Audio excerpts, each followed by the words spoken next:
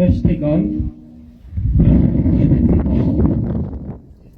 resitert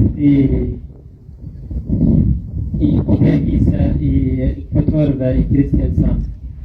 Så egentlig jeg vil takke Sian for at det de har gjort for å få den muligheten. Og som alle sier, ikke mislik noe som det kan være godhet i. Så for at våre norske venner skal forstå det som ble sagt, så skal jeg si det på norsk.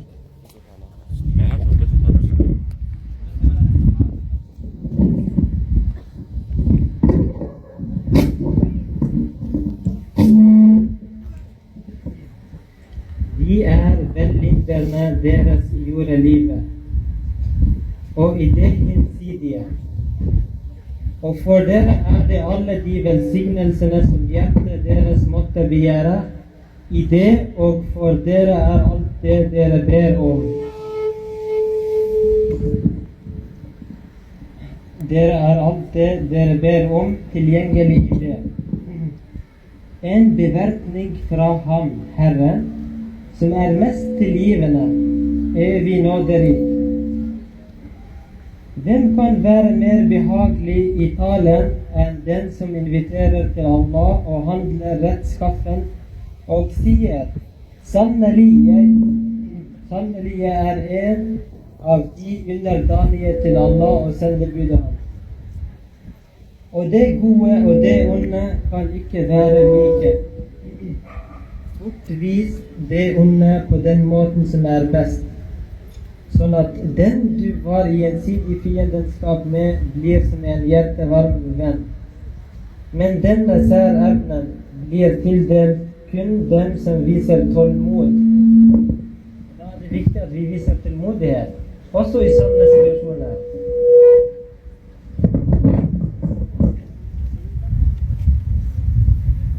Og denne nådegaven blir oppnådd kun av ham som besitter stor lykke. Så det kan være alt.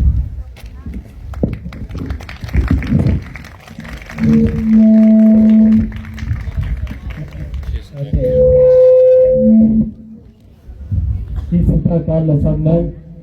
De prøver å skape hat, vi prøver å skape fred og kjærlighet.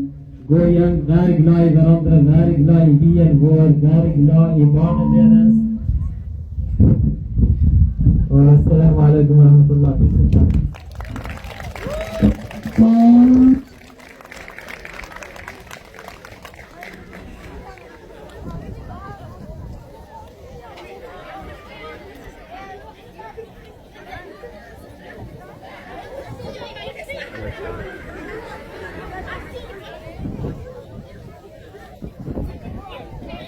الله يعطيك العافية.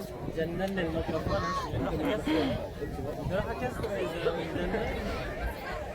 هو لا لازم يكون ما لازم يكون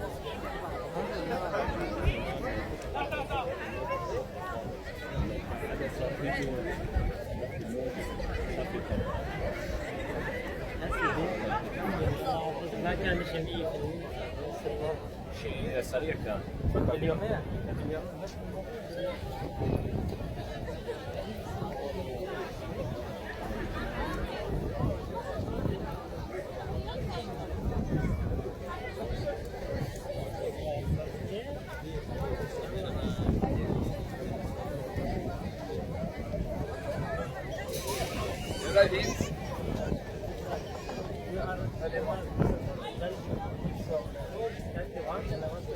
Ja.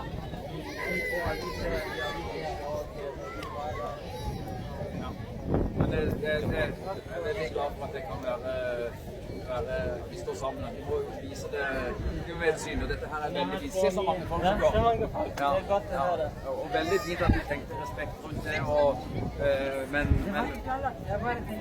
ja, og så da hørte vi litt, og så kunne vi gå videre. Siste takk.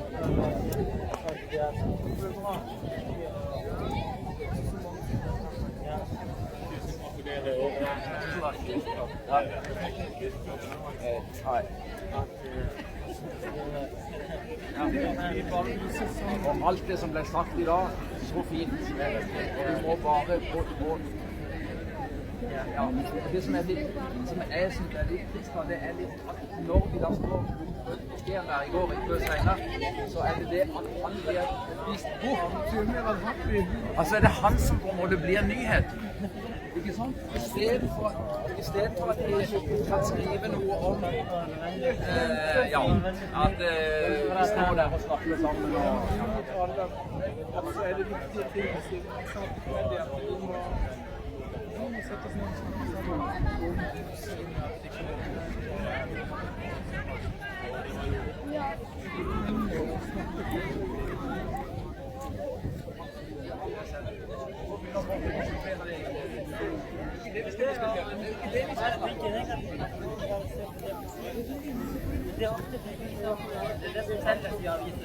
Ja, men jeg mener at en avis som er det viktigste mediet i byen, må tenke på mer enn hva som selger.